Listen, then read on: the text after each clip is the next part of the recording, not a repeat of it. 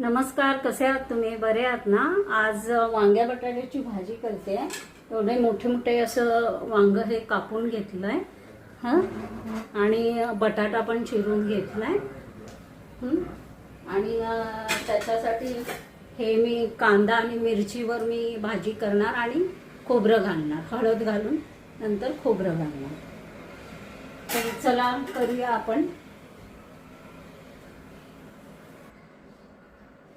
तेल घालूया.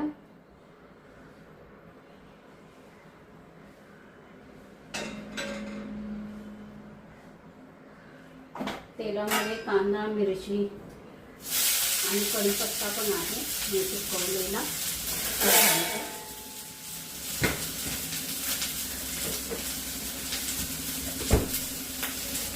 हा बघा, कढीपत्ता हिरवागार असा सुकवून ठेवलेला. मागे सांगितलेलं डायरेक्ट असं धुवून वगैरे फक्त असं ओपनच ठेवायचा फ्रीजमध्ये, म्हणजे आहे तसा हिरवागार राहतो कढीपत्ता.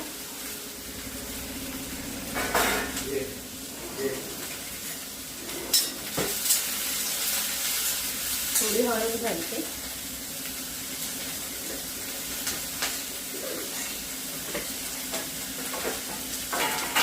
आणि आता भाजी घालून घ्यायची.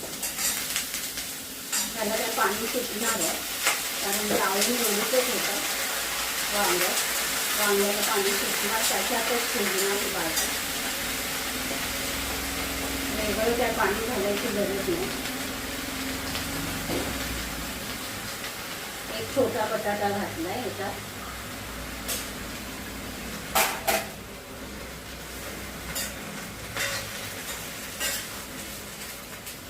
आता मीठ घालून घेऊया पटकन.